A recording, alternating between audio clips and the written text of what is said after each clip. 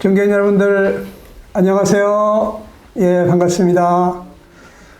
오늘 이 시간에 또 이 자리에 계신 분들과 또 각처에서 유튜브 생방송을 시청하고 계신 사랑하는 여러분들에게 하나님께서 은혜 베푸시기를 간절히 축원합니다. 이 시간은 여러분과 함께 나눌 말씀 제목이 이 시대를 분변하라 하는 말씀으로 여러분들과 함께 나누기를 원하는데요. 하나님의 말씀 한 구절을 우리 같이 한번 읽어보도록 하겠습니다. 누가복음 12장 54절로 56절을 보게 되면은 여러분도 같이 읽으셔도 되겠습니다. 한번 같이 시청하시는 분들 같이 보도록 하겠습니다. 시작. 너희가 구름이 서에서 일어남을 보면 곧 말하기를 소나기가 오리라 하나니 과연 그러하고 남풍이 불면 보면 말하기를 심히 더우리라 하나니 과연 그러하니라. 너희가 천지의 기상은 분변할 줄을 알면서 어찌 이 시대는 분변치 못하느냐. 예수님께서 참 이와 같은 말씀을 하셨는데 여러분 이 시대를 왜 분변치 못하고 있느냐고 하시는 것입니다. 여러분들 내일 신문을 여러분들이 보고 있다면 참 얼마나 이것이 놀라운 일입니까?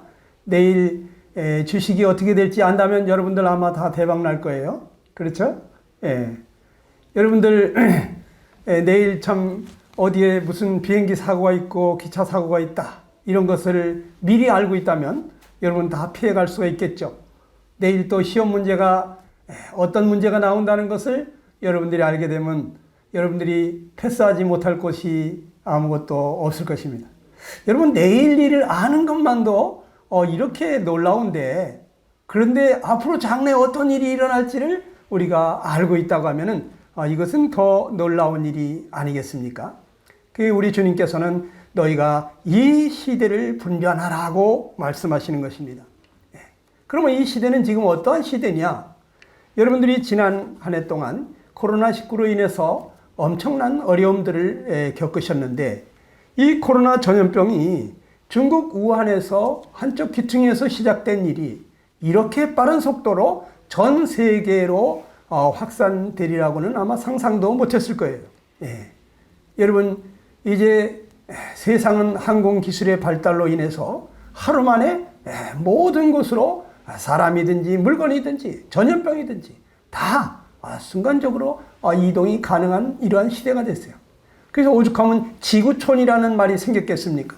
이 지구라고 하는 이 참 70억이 넘는 사람들이 한 마을에 사는 것과 같다. 하루면은 서로 다 이렇게 참 유통이 가능한 이와 같은 세상이 돼버린 것이죠.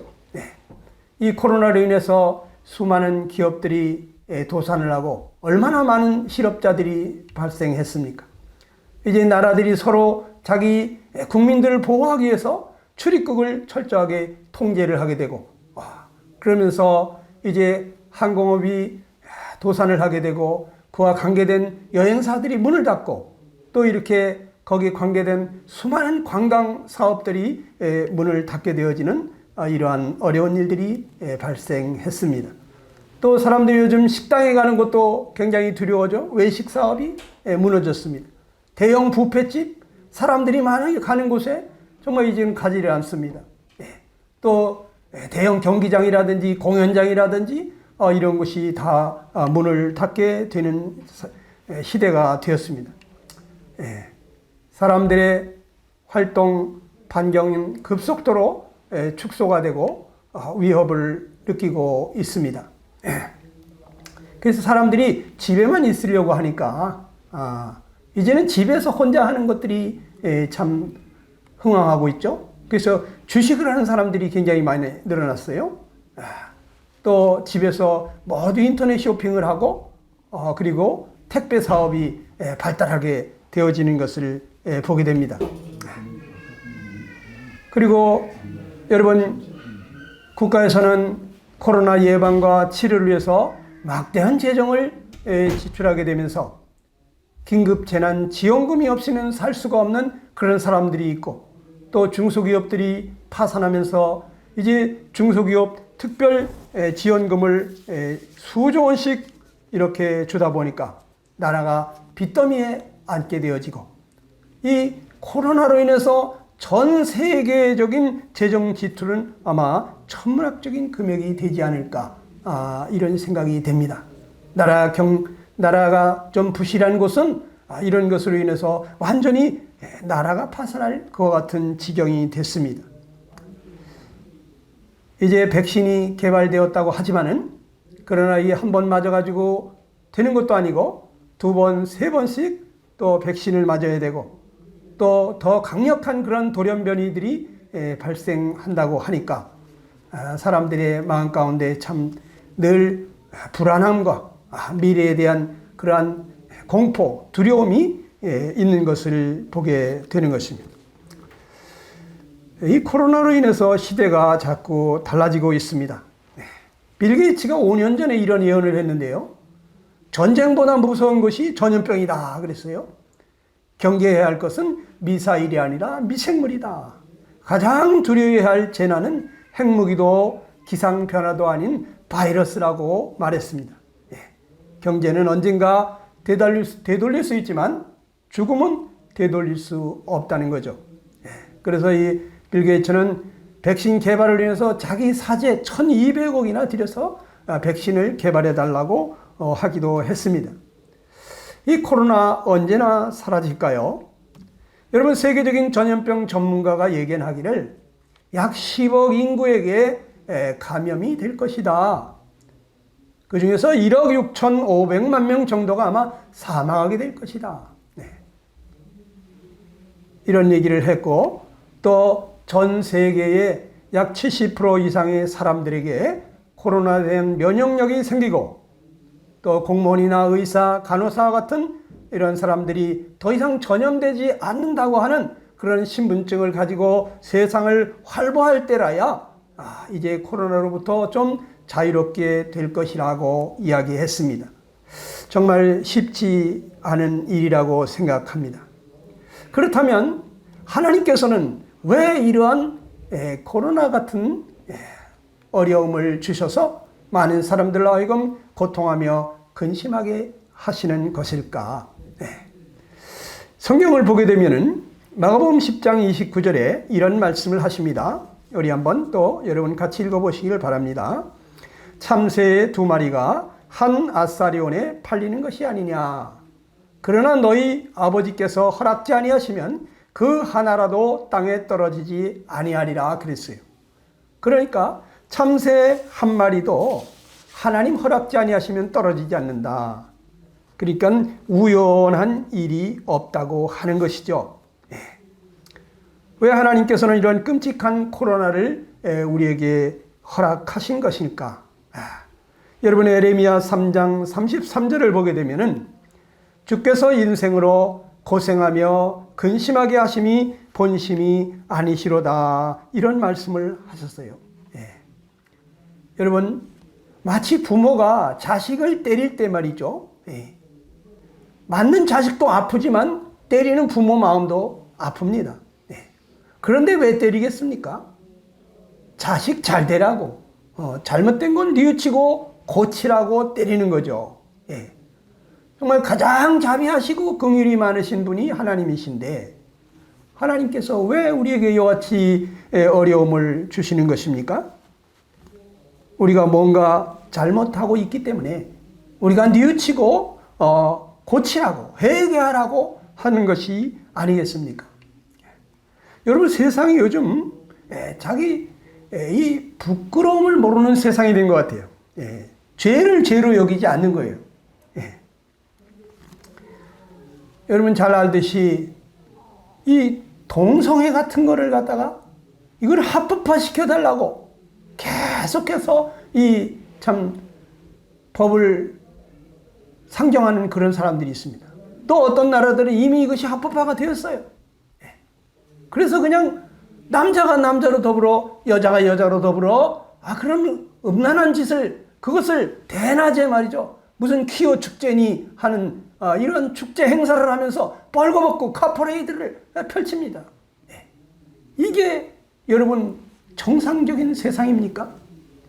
여러분 하나님께서 세상을 크게 심판하신 노아의 홍수 때라든지 소돔과 고모라 때 여러분 불로 소돔 고모라를 멸망시키고 또 온 세상을 물로 이렇게 심판하실 때 그때 여러분 가장 큰 죄가 뭔지 아십니까? 그게 바로 동성애입니다. 여러분 하나님은 생육하고 번성하여 땅에 충만하라고 말씀하시면서 정말 우리가 계속적으로 하나님의 형상을 닮은 사람들이 이렇게 참 생육하고 번성하기를 원하는데 남자가 남자로 더불어 연애를 하고 결혼을 하게 되면 생육이 일어나겠습니까? 여자가 여자와 결혼을 하게 되면 어떻게 되겠습니까? 이거는 정면으로 하나님의 질서를 무너뜨리고 하나님에게 대항하는 거예요. 하나님이 왕이십니다. 하나님이 통치자십니다. 하나님이 우리 창조주예요. 하나님을 왕으로 인정하지 아니하고 하나님을 통치자로 인정하지 않고 하나님에게 정면으로 거역하고 대항하는 것. 이거 여러분 하나님 앞에 큰 벌을 받을 일인 것입니다. 지금 세상이 정말 한쪽 귀퉁이에서 은밀하게 하던 그 부끄러운 일을 이제 부끄러운 줄 모르고 대놓고 컴백을 하고 있어요. 여러분 정말 하나님께서 하늘에서 인생을 살펴보시면서 이러한 재앙을 내리지 않을 수가 없다고 저는 생각이 됩니다. 여러분 사람은 등 따시고 배부르면 하나님 안 찾아요. 우리가 정말 죽게 되고 다급하면 그때야 하나님 찾죠. 그런데 이와 같은 어려움들을 허락하시는 이유는 우리가 뭔가 하나님 앞에 정말 회개하고 돌아오라고 하는 거 아니겠습니까? 여러분 성경에 보게 되면 하나님이 원하시는 것이 뭔지를 이렇게 말씀하시는데 베드로서 3장 9절에 보면 오직 너희를 대하여 오래 참으사 아무도 멸망치 않고 다 회개하게 이르기를 원하신다 그랬어요. 하나님 우리가 회개하기를 원하십니다. 여러분 우리가 무엇이 잘못됐는지를 깨닫고 잘못된 것을 뉘우치고 돌아오기를 원하는데 그런데 오늘날 문제는 무엇이냐? 자기가 뭘 잘못하고 있는지를 모른다는 거예요. 내가 뭔 그렇게 잘못하고 있느냐? 이걸 모른다는 거예요. 여러분 세상에 자식이 부모를 몰라보는 거 이거 불효막심한 거 아닙니까? 그런데 부모를 통해서 우리에게 참 생명을 주신 창조주 하나님, 생명의 주인 되신 하나님을 몰라보고 하나님을 대항하고 하나님이 어디 있느냐? 마치 투명인간 취급을 하니까 하나님을 이렇게 업신여기고 경히 여기는 거 이게 얼마나 큰 죄인지 여러분 아십니까? 여러분 누가 여러분들을 갖다가 투명인간 취급해 보세요. 얼마나 기분이 안 좋겠습니까? 군대에서 그런 일이 있다잖아요. 번연히 여기 사람이 있는데 식판을 들고 가면서 그냥 식판의 음식물을 짬밥 버리듯이 머리에다가 흘리고 지나간다는 거예요. 그럼 그 군병이 뭐라 그러겠어요? 여기 사람이 있는데 왜 이러냐고 그럴 거 아닙니까? 너 거기 있었냐? 이게 바로 투명인간 취급하는 겁니다. 사람이 있는데 사람 취급을 안 하는 거예요. 근데 하나님이 번연히 살아계신데 하나님을 하나님으로 인정하지 않고 하나님이 어디 있느냐? 이러고 있으니까 이것이 여러분 얼마나 큰 죄입니까? 부모가 분명히 살아계신데 마치 하늘에서 떨어진 것처럼 땅에서 솟은 것처럼 당신이 뭐 나한테 해준 게 뭐가 있냐? 부모를 몰라본다면 이거 불효막심한 짓이죠. 여러분 우리가 생명의 근원 되신 하나님을 몰라보고 하나님 두려운 줄 모르고 하나님 없는 것처럼 취급하면서 죄를 죄로 여기지 아니하고 부끄러움을 부끄러운 줄 모르고 사는 거 이게 바로 여러분 큰 죄가 되는 거예요. 여러분 이 전염병 같은 것은요 성경에 보게 되면 우리 예수님께서 오심이 가깝다고 하는 징조 중에 하나라고 성경은 말해주고 있어요. 여러분 누가복음 21장 10절 이하에 보게 되면요. 또 이르시되 민족이 민족을 나라가 나라를 대적하여 일어나겠고 곳곳에서 큰 지진과 기근과 전염병이 있겠고 또 무서운 일과 하늘로부터 큰 징조들이 있으리라. 이게 무슨 말씀이냐면 예수님께서 오실 때 어떤 징조들이 있사오리까 하고 제자들이 물었는데 예수님이 이 지상에 강림하실 때에 이런 일들이 일어난다는 거예요. 그러니까 이 7년 대환란 때 정말 이러한 일들이 일어난다고 하는 것인데 이런 세계적인 전염병이 나타날 때 우리는 주님이 재림이 가까운 줄을 알아야 한다는 거죠. 지금 세상에 나타나는 징조들을 볼 때 성경학자들은 말합니다. 지금은 주님이 언제든지 오실 수 있는 바로 그러한 시대가 되었다고. 여러분, 큰 기근과 지진과 전염병이 난무하게 될 것을 말씀하고 있습니다. 예수님 재림하시기 전에. 여러분, 지진으로 인해 가지고 이런 거대한 아파트들이 그냥 무너지고, 여러분, 이 보십시오. 이 고가도로가 그냥 휴지 쪼가리 구겨진 것처럼 구겨져 버렸습니다. 여러분, 세상에 지진이 점점 더 많습니다. 이 철근 콘크리트로 만들었을 텐데 엿가락 휘어지듯이 건물이 다 이렇게 휘어져 쓰러집니다. 이게 무엇을 얘기하느냐? 예전보다 점점 더 지진의 강도가 세지고 있다고 하는 얘기예요. 전 세계 지진 발생 그 규모나 횟수를 보게 되면요. 2000년도, 2001년도 이때에 1385회 규모 5.0 이상 지진이 있었다. 그런데 지금은 어떠냐? 2007년도 통계는 2190번이나 이렇게 지진이 강도가 센 지진들이 일어나고 있다. 또 규모 8.0 이상의 이 어마어마한 지진도 2000년도에 한 번 일어났다면 지금 2007년도 7년 만에 4번씩이나 일어나고 있다는 거죠. 마치 집이 오래되면 여기저기 금이 가고 또 허물어지는 것처럼 이 지구 땅덩어리가 이제 오랜 세월을 거듭하면서 여기저기 자꾸 금이 가는 것과 같은 것이죠. 여러분, 우리나라는 지진으로부터 안전지대인 줄 알았어요. 그런데 여러분, 1978년도만 해도 말이죠. 그때만 해도 남북한 다 합해서 지진이 한 20번 정도밖에 없었습니다. 그런데 2014년도 통계를 보니까 이게 벌써 90번이 넘었어요. 4배, 5배 이렇게 한반도에도 지진 발생이 많아지고 있습니다. 왜 이렇게 지진이 점점 많아지나? 주님이 재림하실 때가 가까워질수록 그렇게 된다고 그랬어요. 앞으로 더 큰 지진이 일어날 것입니다. 또 기근이 많아질 거라고 말했어요. 여러분, 지금 전 세계에 기근으로 죽어가는 어린아이들이 또 얼마나 많습니까?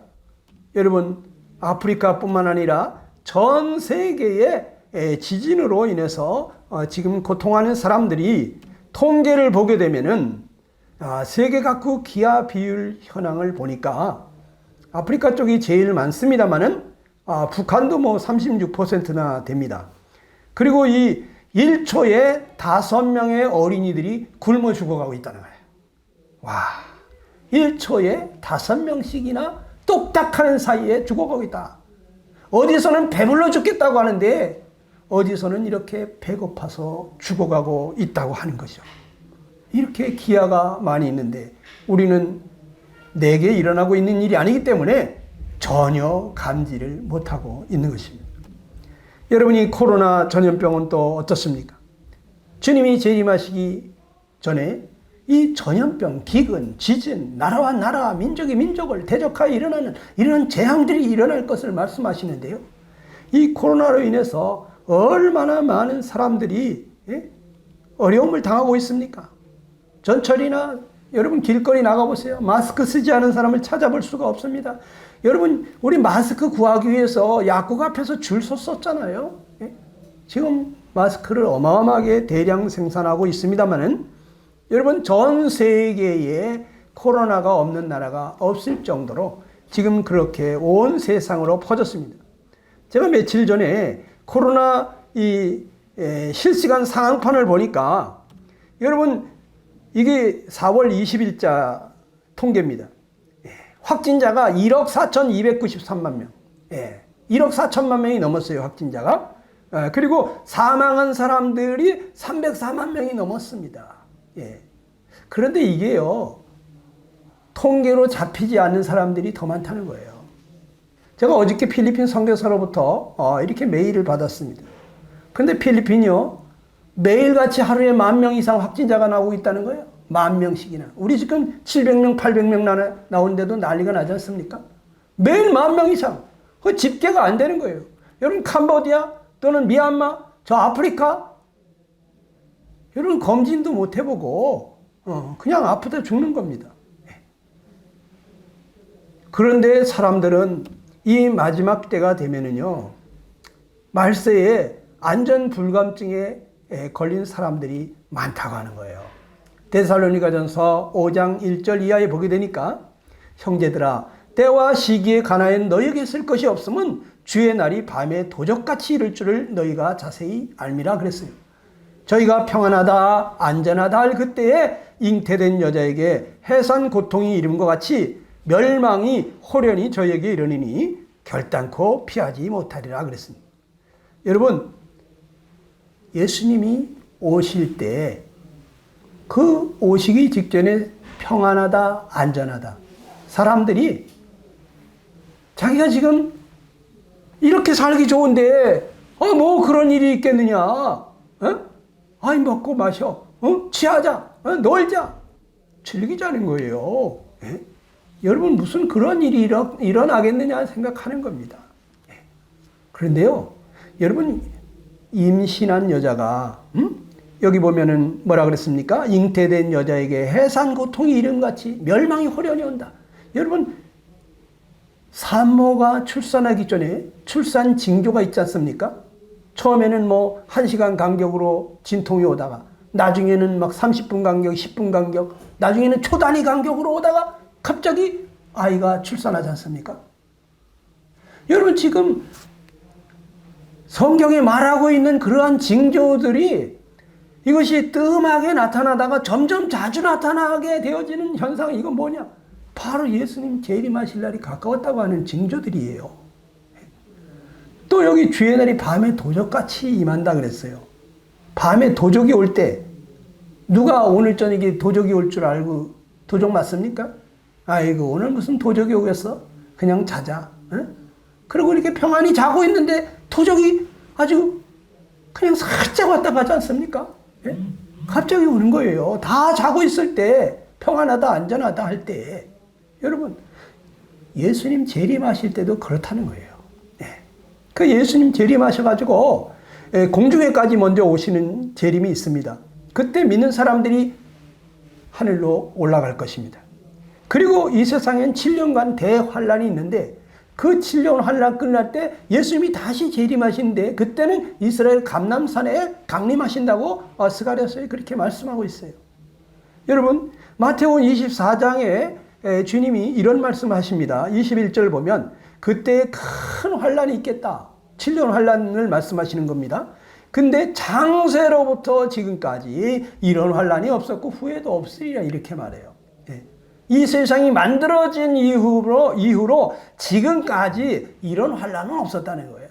정말 끔찍한 그런 전무후무한 그러한 환란이 온다고 하는 것입니다. 여러분, 요한계시록 6장부터 19장까지 이 환란 때 어떤 일들이 일어날지 잘 기록이 되어 있는데요. 집에 가셔가지고 오늘 한번 기도하면서 꼭 읽어보시기 바랍니다. 요한계시록, 성경 마지막 책이죠.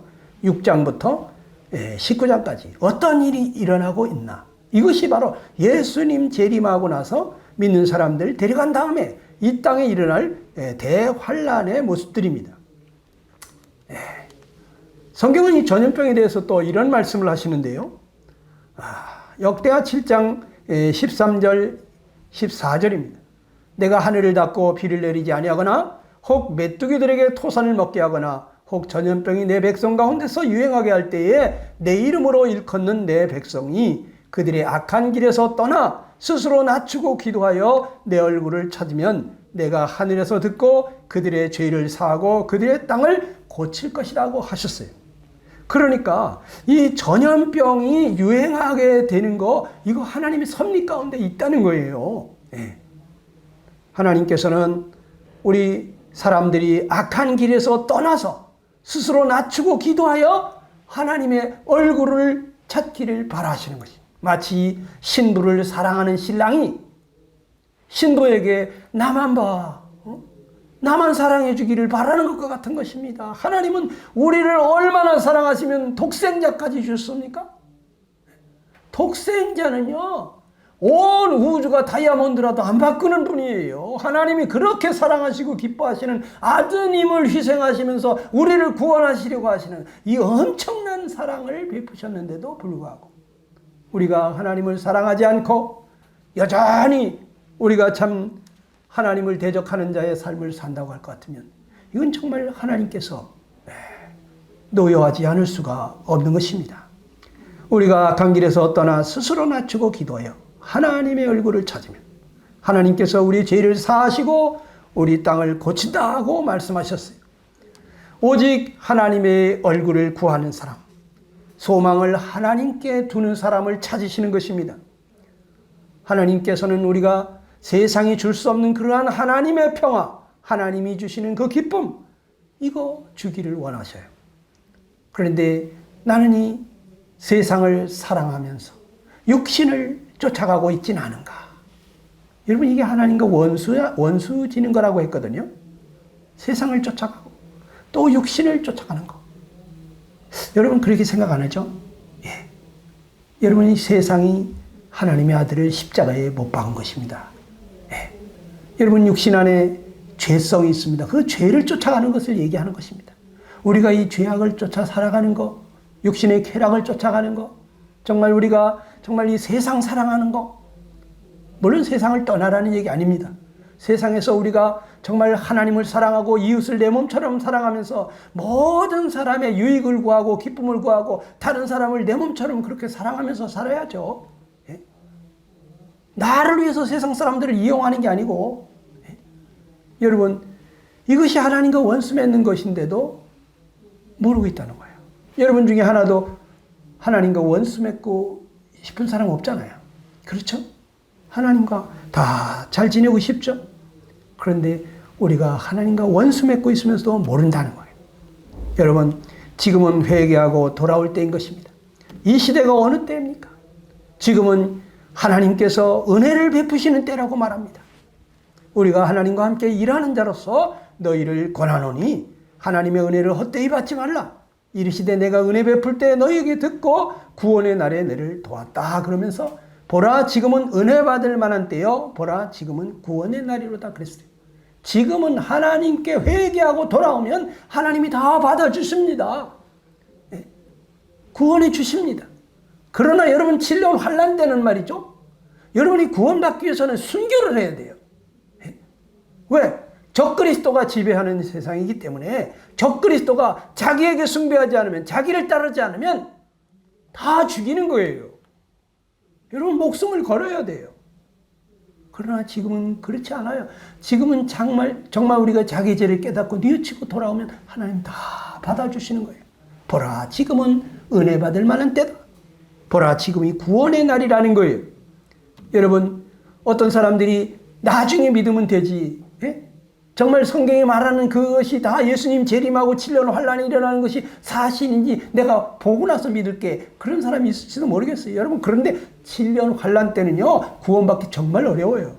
왠지 아십니까? 성경에 보게 되면 악한 자의 나타남은 사탄의 활동을 따라서 모든 능력과 표적과 거짓 기적과 불의의 모든 속임으로 멸망하는 자들에게 있으리니 그랬어요. 이는 그들이 진리의 사랑을 받지 아니하여 구원함을 받지 못함이라 그랬습니다. 이러므로 하나님이 미혹의 역사를 그들에게 보내사 거짓 것을 믿게 하심은 진리를 믿지 않고 불의를 좋아하는 모든 자들로 하여금 심판을 받게 하려 하심이라 그랬습니다. 여러분, 우리가 진리의 사랑을 받아들이지 아니하고 이것을 가볍게 여기잖아요. 그 구원받지 못한 사람들이 있죠. 하나님이 미혹을 역사하게 합니다. 예. 그래가지고 거짓 것을 믿게 하신다는 거예요. 왜? 진리를 믿지 않고 불의를 좋아하니까. 그래서 그런 사람들 다 심판받게 하시려고 한다는 거예요. 여러분, 정말 우리가 양심을 따라서 우리가 하나님의 말씀 앞에서 내가 죄인인 줄 알고 하나님 앞에 회개하고 나오는 사람을 받아주는 거예요. 무슨 표적이나 기적을 보고 돌아오는 거, 그건 누구든지 하는 거예요. 네. 여러분, 그런 욕심꾸러기들을 천국에서 받아주는 것이 아닙니다. 네. 여러분, 사도행전 2장 38절 말씀으로 마치고자 하는데요. 너희가 회개하여 각각 예수 그리스도의 이름으로 세례를 받고 죄사함을 받으라. 그리하면 성령의 선물을 받으리라 그러셨어요. 여러분, 우리가 정말 하나님 앞에서 하나님이 내 생명의 주인이신데 하나님을 몰라보고 정말 내 마음대로, 내 마음 믿고 산다, 양심대로 산다고 하면서도, 그러면서도 여전히 양심대로 살지 못하면서, 그러면서 자기 합리화를 시키면서 그래도 나는 양심대로 살려고 했어, 이를 자유자족하면서 회개치 않는 거, 여러분 회개해야 됩니다. 우리는 다 정말 양심대로 바르게 살고 싶습니다. 그런데 잘 됩니까? 잘 되지 않잖아요. 하나님 앞에 기도하십시다. 하나님, 나는 죄인입니다. 하나님, 나를 불쌍히 여겨주십시오. 하나님, 저는 바르게 살고 싶은데 잘 되지 않습니다. 정말 하나님이 계시다면 저도 하나님 믿고 싶습니다. 그러나 제가 잘 알지 못해서 그리하였습니다. 하나님, 나를 불쌍히 여겨주십시오. 나를 이 죄에서 건져주십시오. 나를 긍휼히 여겨주십시오. 여러분, 이 시간 기도하시기 바랍니다. 여러분, 이 시간 마치기 전에 여러분 잠깐 고개 숙여서 주님 앞에, 하나님, 나를 불쌍히 여겨주십시오. 내가 죄인입니다. 하나님 앞에 기도 올리시기를 바랍니다. 감사합니다.